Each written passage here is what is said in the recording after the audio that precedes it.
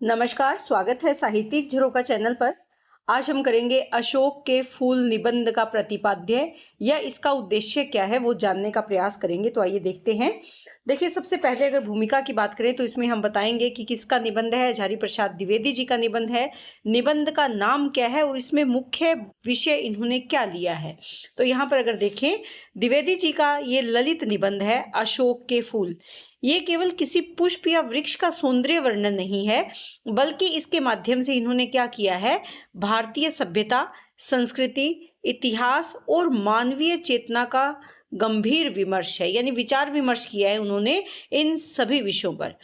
अशोक के पुष्प के माध्यम से लेखक भारतीय समाज की समृद्धि, परंपरा, सांस्कृतिक उत्कर्ष और पतन, धार्मिक प्रवृत्तियों, सामंती सभ्यता और मानव की दुर्दम जीवनी शक्ति को उद्घाटित करते हैं। यह निबंध पाठक को अतीत के गौरव से परिचित कराते हुए वर्तमान की जड़ताओं पर प्रश्न उठाता है। यानी अतीत में हमारा जो इतिहास है वो कैसा था और वर्तमान समय में कैसे मानव जाति जड़ होती जा रही है, उस पर ये प्रश्न उठाते हैं। और इसके साथ साथ भविष्य के प्रति सजग दृष्टि प्रदान करते हैं। यानी भविष्य के प्रति हमें सचेत करते हैं। निबंध का मूल संदेश अगर हम देखें या मूल उद्देश्य अगर देखें तो वो कुछ बिंदुओं के माध्यम से हम दिखा सकते हैं, जिसमें पहला पॉइंट क्या है, भारतीय संस्कृति की समृद्ध परंपरा का बोध कराना। अशोक के फूल का पहला और मूल संदेश क्या है, जो हमारी भारतीय संस्कृति है उसकी परंपरा से जुड़ा हुआ है, उसकी संस्कृति की समृद्धि, यानी उनकी यादों से, हमारी भारतीय संस्कृति की यादें, उन यादों से, उन जो हमारी संस्कृति से जुड़ी हुई यादें हैं, हमारी परंपरा से जुड़ी हुई यादें हैं, उनसे जुड़ा हुआ संदेश है। द्विवेदी जी इसमें ये दिखाते हैं कि भारतीय संस्कृति समृद्धियों से बनी है। वृक्ष, पुष्प, पशु, पर्व और प्रतीक सभी किसी न किसी सांस्कृतिक अनुभव के वाहक हैं, यानी उनको वहन करने वाले हैं।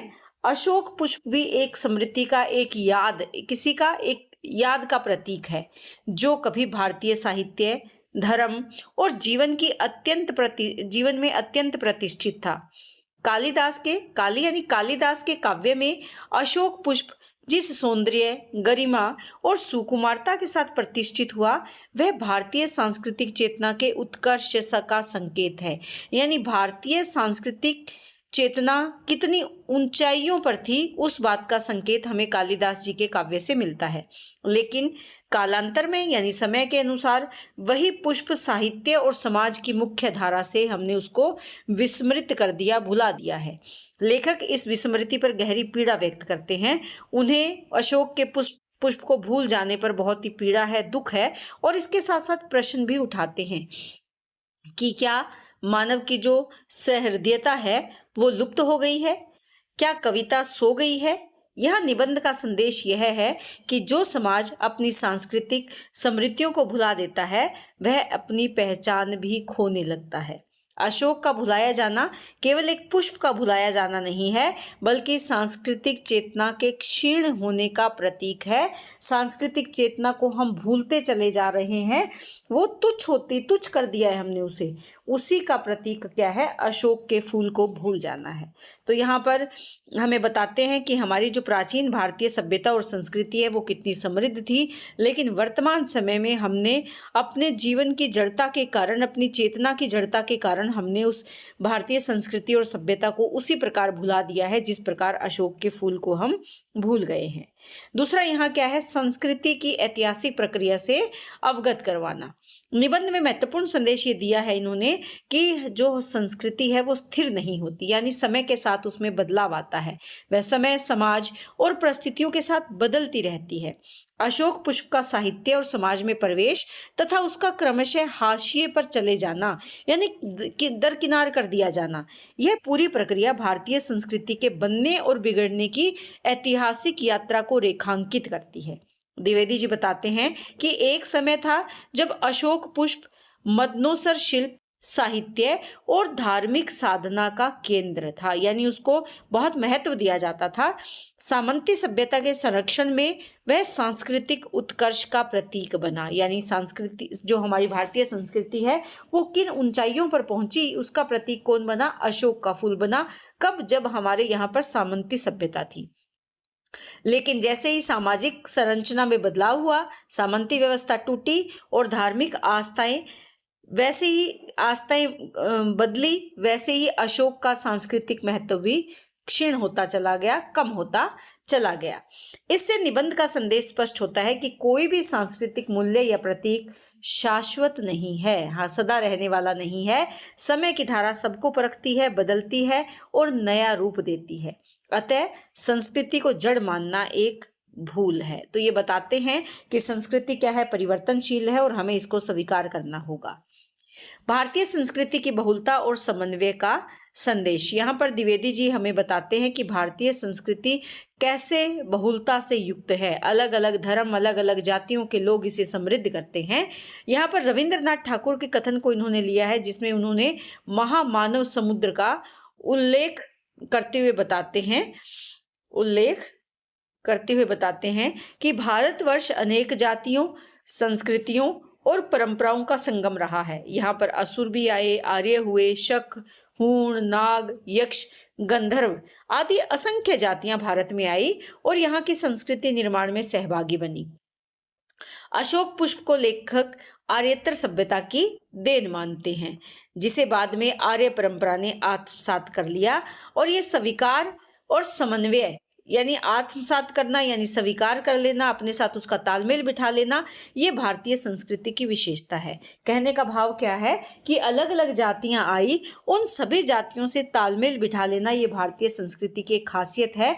जो जाति, जो अलग अलग जो परंपराएं आई, जो अलग अलग लोगों के साथ अलग अलग संस्कृति आई, उन सभी संस्कृतियों का समन्वय भारत में देखने को मिलता है। निबंध का संदेश है कि भारतीय संस्कृति किसी एक जाति, धर्म या काल की देन नहीं, बल्कि अलग अलग परंपराओं का सम्मिश्रण है।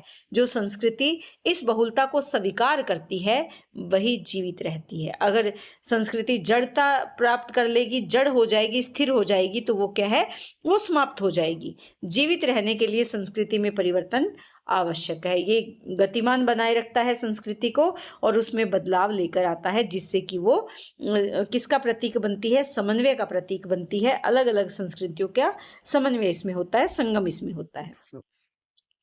सामंती सभ्यता की आलोचना। इस निबंध के माध्यम से इसका चौथा संदेश अगर देखें तो सामाजिक यथार्थ से जुड़ा है। द्विवेदी जी अशोक वृक्ष को सामंती सभ्यता को परिष्कृत रुचि का प्रतीक मानते हैं। यानी जो सामंती सभ्यता है उसकी रुचि किसमें थी, अशोक वृक्ष में। अशोक का वृक्ष क्योंकि सौंदर्य का प्रतीक है, सुंदर है, और सामंती सभ्यता कैसा जीवन, जो विलासपूर्ण जीवन है उसका प्रतीक है, जो साधारण जन के श्रम और शोषण पर पली और बड़ी थी। मदनोत्सव, भोग विलास, शिल्प, सौंदर्य, ये सब सामंती संस्कृति के उत्कर्ष के चिन्ह हैं या चिन्ह थे। पर इनके पीछे जन सामान्य का श्रम छिपा हुआ था। यानी मेहनत किसकी थी? अगर सामंती सभ्यता राज कर रही है, सुख सुविधा से जीवन यापन कर रही है, तो उनके लिए श्रम तो सामान्य जनता कर रही है, तो उसी का प्रतीक, उसी से जुड़ा हुआ इन्होंने माना है। अशोक ये मानते हैं कि जब सामंती व्यवस्था टूटी तो उससे जुड़े सांस्कृतिक प्रतीक भी ढह गए और उसी का प्रतीक अशोक भी है। अशोक का पीछे छूट जाना इसी सामाजिक परिवर्तन का एक परिणाम इन्होंने माना है। यह निबंध का संदेश यहाँ पर स्पष्ट है कि जो संस्कृति शोषण पर आधारित होती है वह स्थायी नहीं रह सकती। जो सामंती व्यवस्था है वो शोषण पर आधारित थी, इसीलिए समय के साथ उसमें बदलाव होना निश्चित था। समाज के ढांचे बदलते ही ऐसी संस्कृति भी मिट जाती है, समाप्त हो जाती है। तो इस निबंध के माध्यम से इन्होंने सामंती सभ्यता की आलोचना की है। धर्म साधना और मानवीय चेतना का सकारात्मक परिवर्तन। अशोक के फूल निबंध में धर्म और साधना के क्षेत्र में हुए परिवर्तनों से के क्षेत्र में जो परिवर्तन हुए हैं उनसे संबंधित है। द्विवेदी जी बताते हैं कि यक्ष, गंधर्व, कंदर्प जैसे प्रतीक भारतीय धार्मिक चेतना में कैसे आए और समय के साथ कैसे रूपांतरित हुए। बौद्ध धर्म, शैव मार्ग, शक्ति साधना, वज्रयान, कोल और कपालिक जो ये मत थे, इन सभी में काम, भोग और साधना का अद्भुत समन्वय दिखाई देता है। अशंक यानी बिना शंका के कह सकते हैं अशोक पुष्प इस समन्वय का प्रतीक रहा। लेखक ये संकेत देते हैं कि धर्म कोई स्थिर सत्ता नहीं है, बल्कि मानवीय चेतना का परिवर्तित रूप है। जब जब मानव की चेतना में परिवर्तन होगा तब तब धर्म की सत्ता में भी परिवर्तन होगा। जैसे जैसे मनुष्य की मानसिकता बदलेगी वैसे वैसे धर्म और साधना के रूप में भी बदलाव होगा। और यह परिवर्तन नकारात्मक नहीं बल्कि जीवन शक्ति को स्वाभाविक अभिव्यक्ति है। यानी जीवनी शक्ति जो मानव की जिजीविषा है, जीने की इच्छा है, उसको यहीं से बल मिलता है। तो ये परिवर्तन नकारात्मक नहीं है बल्कि ये स्वाभाविक है। अगला हम पॉइंट बनाएंगे कि मानव की जीवनी शक्ति का उद्घोष। निबंध का ये केंद्रीय संदेश है कि मानव की जो उसके जीने की जो इच्छा है या उसकी जीवनी शक्ति है वही उसको स्थिरता प्रदान करती है। द्विवेदी जी कहते हैं कि मनुष्य की जीवन धारा बड़ी निर्मम है। वह सभ्यता, संस्कृति, धर्माचार और विश्वासों को रोंदती हुई आगे बढ़ती है। तो यहाँ पर जीने की इच्छा जो क्या है वो शाश्वत है, कह सकते हैं वो शाश्वत है। अगर वो है तो समय के परिवर्तन को स्वीकार करके मानव आगे बढ़ जाता है। इतिहास इस बात का साक्षी है कि न जाने कितनी ही संस्कृतियां, आस्थाएं और परंपराएं समय की धारा में बह गई, परंतु मनुष्य की जिजीविषा बनी रही, यानी उसकी जीने की इच्छा प्रबल रही। लेखक के अनुसार सब कुछ में मिलावट है, सब कुछ अविशुद्ध है, शुद्ध है तो क्या है? मानव की जीने की इच्छा। तो यह निबंध पाठक को यह संदेश देता है कि मानव जीवन का मूल आधार उसकी जिजीविषा है, न कि कोई स्थिर सांस्कृतिक धार्मिक ढांचा। जो तत्व इस जीवनी शक्ति को समर्थ बनाते हैं वही टिकते हैं, शेष तत्व समय की धारा में बह जाते हैं। तो मानव की जीने की जो इच्छा है वही जीवन का मुख्य आधार है। परिवर्तन को स्वीकार करने का संदेश इस निबंध के माध्यम से दिया है। निबंध का संदेश अगर देखें तो अत्यंत ही मानवीय और दार्शनिक भी है। लेखक अशोक का फूल देखकर उदास होता है, पर अंततः इस निष्कर्ष पर पहुंचता है कि उदास होना व्यर्थ है, बेकार है। अशोक आज भी उसी मस्ती में झूम रहा है। बदली है तो केवल मानव की मनोवृत्ति, मानव की मनोचेतना। जो व्यक्ति पुराने चित्त से वर्तमान को देखता है वही उदास होता है। अगर चित्त में परिवर्तन होगा तो वर्तमान भी उसे अच्छा लगेगा। परिवर्तन को स्वीकार कर लेने पर जीवन सहज हो जाता है। पंडिताई और जड़ आस्थाएं बोझ बन जाती है, जबकि जीवन का अंग बन जाने पर ज्ञान भी सहज हो जाता है। यह निबंध का संदेश है कि परिवर्तन जीवन का सत्य है। जो उसे स्वीकार कर लेता है वह जीवन का रस ले सकता है। यानी जो परिवर्तन को स्वीकार करेगा वो आनंद से अपना जीवन जी सकता है। जैसे कालिदास ने अपने ढंग से लिया वैसे ही लेखक भी अपने ढंग से लेना चाहते हैं। तो यहाँ पर मूल भाव क्या है कि परिवर्तन को स्वीकार कर लेना ही जीवन की वास्तविकता है।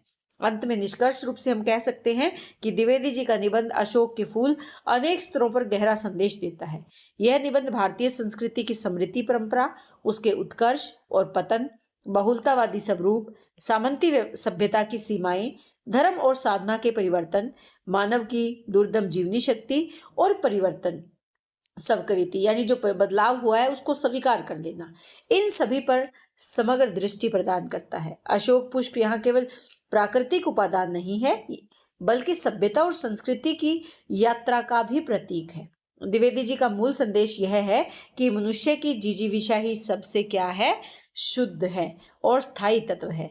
संस्कृति, धर्म और कला उसी के सहारे जन्म लेते हैं और उसी के अनुसार रूप बदलते हैं। जो समाज इस सत्य को समझ लेता है वही भविष्य की ओर सशक्त कदम बढ़ा सकता है। यानी अगर हम बदलाव को स्वीकार कर लेंगे तो एक अच्छे समाज का निर्माण होगा, भविष्य उसका उज्जवल होगा। अगर हम उन्हीं पुरानी जड़ परंपराओं से जुड़े रहेंगे, उसी मानसिक चेतना से जुड़े रहेंगे तो वो हमारे जीने की इच्छा को क्षीण कर देगा, या हमारी जो सोच है वो उदासी से युक्त होगी, जैसे कि यहाँ इस निबंध में लेखक ने बताया है। लेकिन अगर हम समय के साथ बदल जाते हैं तो क्या होगा? उस परिवर्तन को हमारा जीवन अगर स्वीकार कर लेता है तो हमारा भविष्य उससे और ज्यादा उज्जवल बन सकता है या रस से युक्त हो सकता है।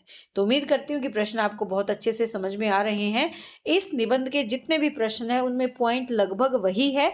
तो अगर आप एक अच्छा प्रश्न तैयार कर लेंगे तब भी आपके सभी प्रश्नों के उत्तर बहुत अच्छे से तैयार हो जाएंगे। तो इसी तरह जुड़े रहें। बहुत बहुत धन्यवाद।